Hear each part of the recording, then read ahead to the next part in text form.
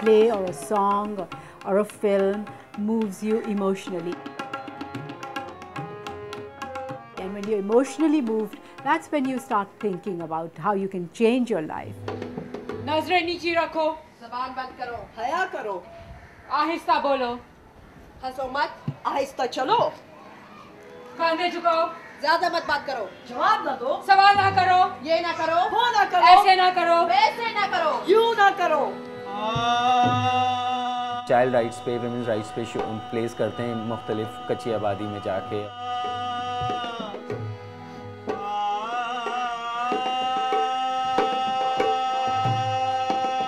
हर जगह हमें ऐसा रिस्पॉन्स मिला कि वहाँ बैठी हुई ख़वातीन रोई हैं, मर्द रोए हैं कि वाकई औरत को इतना ज़्यादा दुख मिलते हैं इस माशरे में, सोसाइटी में।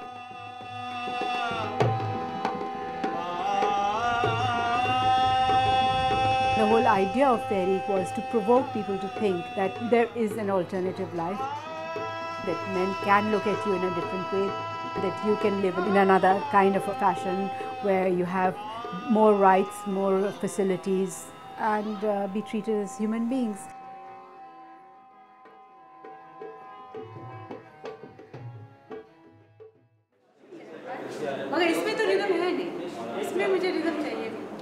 I was growing up in the late 60s, the anti-Vietnam period, the early 70s, the flower power, the hippie generation.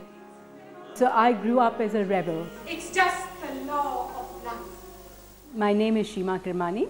I live in Karachi.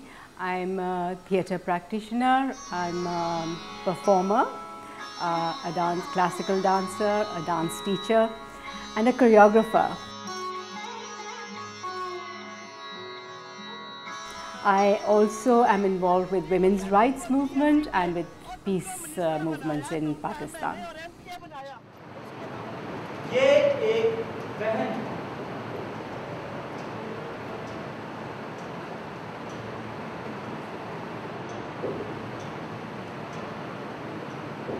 एक बीवी है,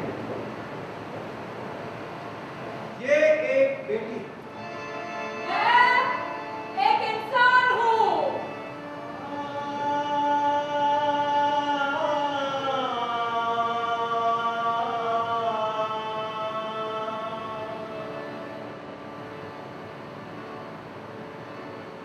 मैं एक औरत।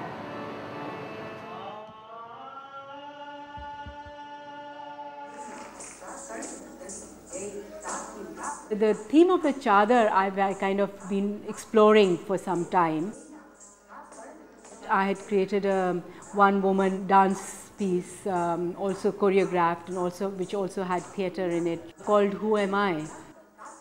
And that actually was the first time that I started exploring what the chadar means for women.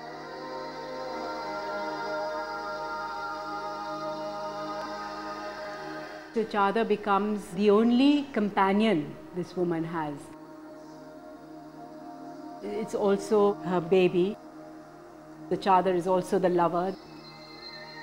The chadar is also something that entraps you, while it is also something that protects you. Finally, it is also something by which the woman hangs herself. Because there are lots of cases of suicide in which girls have been found to use their dupatta, their veil, to tie around their neck and hang themselves with.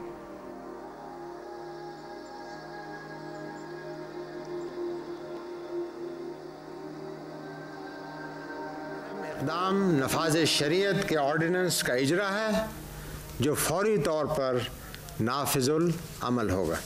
He decided what women should wear, what women should not wear, and the chadar was imposed on schoolgirls in colleges. They started promulgating laws, which was not there ever in Pakistan, to make women a second-rate citizen. The Hudud ordinance is a law that equates rape with adultery. Therefore, a rape victim, when she would try and register a case, they would not register a rape case, but would register an adultery case, in which case the woman would get punished. Women were being banned from spectator sports, women were being banned from driving. There were absolutely no human rights in existence at that time. Jails were full of prisoners. Journalists were being whipped in the open. The aim of that dictatorship was to close off all avenues of expression. Dance had by then also got banned in Pakistan. You needed to get an NOC which clearly stated that dance and obscenity will not be allowed. And in order to bypass that, we used to write the word mime and movement. Folk culture, vernacular culture and classical culture, they were very sharply curtailed. It turned it into a cultural desert. I don't think we have been able to overcome the Zia legacy, no. Issues have not changed. It is still a class-structured society. There is lots of prejudice against minorities, against various castes, against women. In the theatre front, we had groups emerging. All of these people started to put up plays which were no longer little farces or Lady Windermere's fan. These were more very clearly rooted in what was happening.